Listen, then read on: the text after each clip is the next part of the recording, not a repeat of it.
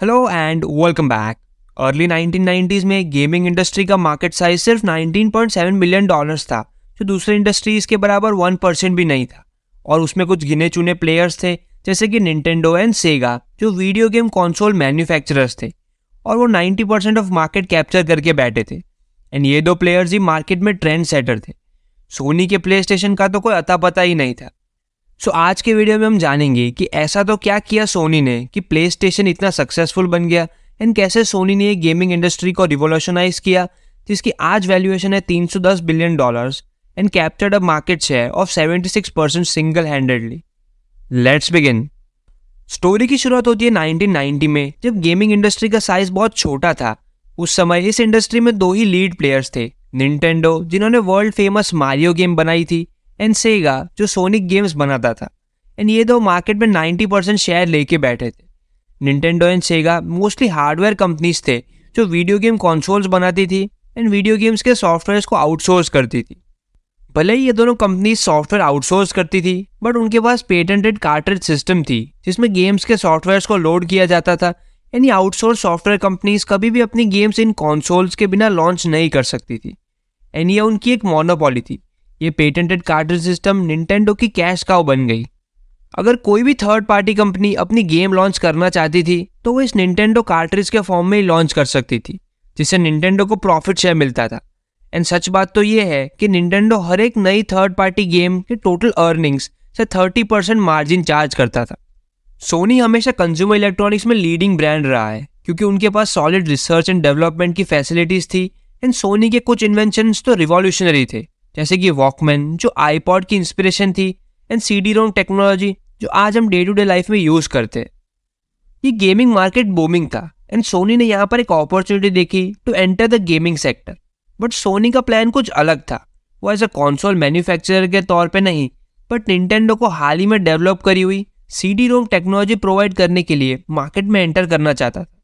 Nintendo में cartridge की जगह सोनी अपनी पेटेंटेड सीडीज यूज करना चाहता था, जिसके बहुत सारे फायदे थे, जैसे कि कार्ट्रिज सिस्टम से कंज्यूमर्स खाली 2D गेम खेल सकता था, बट सीडीज में 3D गेम्स के साथ साथ बेटर ग्राफिक्स भी मिलते थे। और तो और सीडीज की डेटा स्टोरेज कैपेसिटी भी बहुत ज़्यादा थी। सोनी ने निंटेंडो को अप्रोच किया कि वो अपने निंटेंडो में सोनी की बनाई हुई सीडीज यूज़ करें, and wanted to sign a contract. Nintendo को ये टर्म्स एंड कंडीशन पसंद नहीं आई, क्योंकि इसमें निंटेंडो की कार्ट्रिज मोनोपोली ब्रेक हो सकती थी, एंड उनको थर्ड पार्टी प्रॉफिट मिलना भी बंद हो जाएगा। निंटेंडो ने ये डील रिजेक्ट कर दी। सोनी ये आइडिया सेगा, जो दूसरी सबसे बड़ी वीडियो गेमिंग कंपनी के पास ले गया, ये होप के साथ कि Sega and Sony video game market में पार्टनर्स बन जाएंगे। बट उस समय सेगा के सीईओ टॉम कैलिस्के ने भी ये डील रिजेक्ट कर दी। ये रिजेक्शन फेस करने के बाद सोनी ने डिसाइड किया कि वो अपने वीडियो गेम कंसोल्स खुद बनाएगी, एंड निंटेंडो एंड सेगा जैसी बड़ी कंपनियों से कॉम्पीट करेगी। उस समय सोनी का कंज्यूमर इलेक्ट्रॉनिक्स में काफ़ी नाम था, एंड उनके पास स्ट्रॉन्ग रिसर्च एंड डेवलपमेंट की टीम थी। कुतुरागी जो सोनी का top most research and development executive था, उसको सोनी ने इस प्रोजेक्ट का लीड बनाया, एंड प्रोजेक्ट का नाम रख दिया प्ले स्टेशन। 1991 में उन्होंने प्ले स्टेशन पर रिसर्च करना स्टार्ट कर दिया, and by the end of 1993 उनको एक प्रोटोटाइप मिल गया, and a design was ready. Finally 1994 में सबसे पहला प्ले स्टेशन जापान में लॉन्च किया, एंड 1995 में प्ले स्टेशन को ऑल अक्रॉस वर्ल्ड रिलीज़ किया। प्ले स्टेशन के लॉन्च ने लोगों का वीडियो गेम्स देखने का नज़रिया ही बदल दिया। सोनी ने इंट्रोड्यूस किए super fast processors with new generation technology and 3D graphics और बहुत सारी गेम्स। सब गेम्स इतने सक्सेसफुल हुई कि सालों तक उनकी सीक्वल्स एंड सीरीज आती रही। सोनी के सक्सेस के पीछे का मेन रीज़न था introducing CDs in gaming industry. Sony को सीडी रोम टेक्नोलॉजी के कारण दो major first more competitive advantage थे। जहाँ दूसरी कंपनियां 2D गेम्स लॉन्च कर रही थी, सोनी की सीडीज में स्पेस ज़्यादा होने के कारण 3D games with high and graphics launch करी। सेकेंडली, सीडीज के कारण वीडियो गेम्स की डिलीवरी फास्ट होने लगी। जहाँ कार्ट्रिज जो बनने में 15-20 दिन लगते थे, वहाँ सीडीज 7-8 दिन में रेडी हो जाती थी। हाँ, लेकिन सोनी को इनिशियली अपने कंसोल्स पे निंटेंडो एंड सेगा जितनी रॉयल्टी नहीं मिलती थी, बट उन्हें सीडीज से काफ़ी रिकरिंग रेवेन्यू मिलने लगा। एंड साल 2000 में सोनी पूरे वर्ल्ड में फेमस हो गया बाय इंट्रोड्यूसिंग प्ले स्टेशन 2, जिसके ग्राफिक्स का तो कोई भी बड़ी वीडियो गेम कंपनी के पास जवाब ही नहीं था।